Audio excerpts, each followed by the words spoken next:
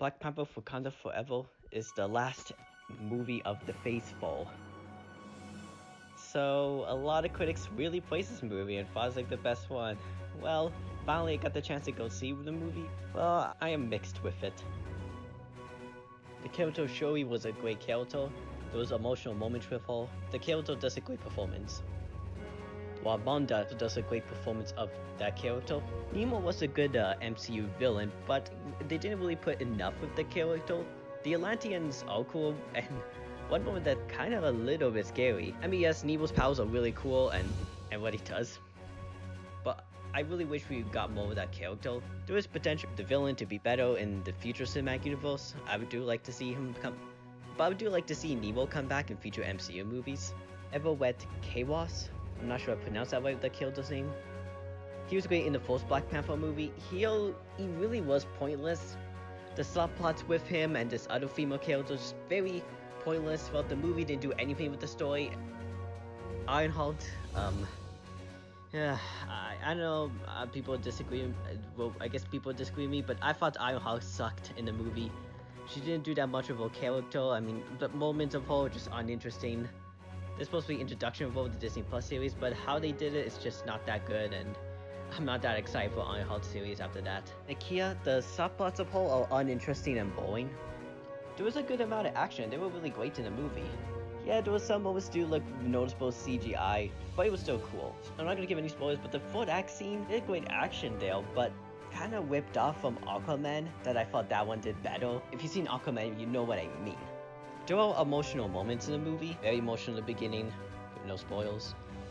And another very emotional moment too, I think fans of some of these characters are really gonna cry. The movie does very well to give tribute to Chadwick Boseman, but I do think the plot is very a mess. It felt really messy, the plot, and that was the problem I didn't like about Black Panther Wakanda Forever, despite the emotional moments and great action.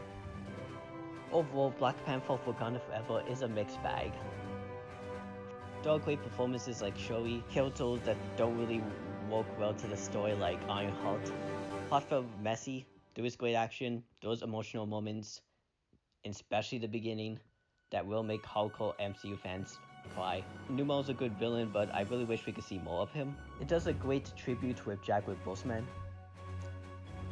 They really did an excellent job with that. This movie does take this more seriously. It doesn't go a lot of comedy like the past MCU movies that do a lot of comedy, but having a movie more serious doesn't mean this is the best movie of Phase 4, and sadly I think Wakanda Forever is my weakest movie of Phase 4 because of the flaws with the movie.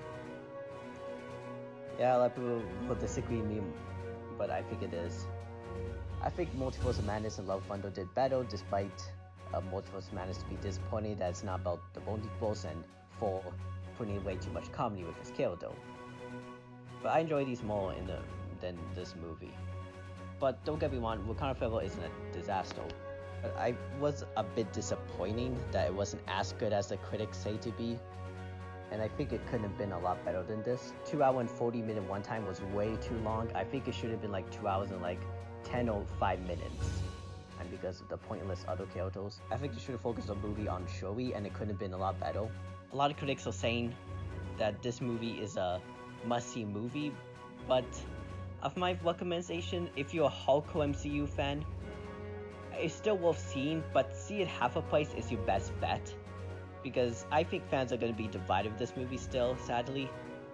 So, best bet to see half a price for your hardcore MCU fan. But for anyone else, I think it's rather wait for me on streaming. Especially if you don't feel comfortable going to the movies. I don't think this is a movie to rush and go see. Unless if you're a hardcore MCU fan. I saw the movie in 2D, but I do hold one of the reviews about the 3D that it wasn't that good. And I choose to see it in 2D because I knew it won't be that good. And I do notice there's a lot of nighttime scenes in the movies. So don't see this movie in 3D because all action sequences that were nighttime, and I think the 3D will ruin it because I do hold just brightness problems with the 3D. So if you're gonna go see this movie, don't see in 3D, see in 2D. If you have your 3D tickets in your hand, exchange it because I think this movie is gonna really ruin your experience in 3D. Don't see in 3D, just saying. It's only a mid-credit scene. There's no post-credit scene in the movie. The mid-credit scene, if you're a hardcore MCU fan, it is worth checking out. But casual fans, not really as much. I think they just may not get it. But for hardcore ones, yeah, it's still worth checking out. At least it's just a mid-credit scene, and it's not like wait to the end. I'm gonna give Black Panther Wakanda Forever a 6.5 out of 10. A lot of you are gonna disagree with me at the score, but that's my thoughts about it, and I wanted to love this movie, but sadly I thought there were flaws with it, and I think it couldn't have been better than this. But what are your thoughts? Do you agree with me? Do you disagree with me? Am I the only person who thought this movie wasn't that great?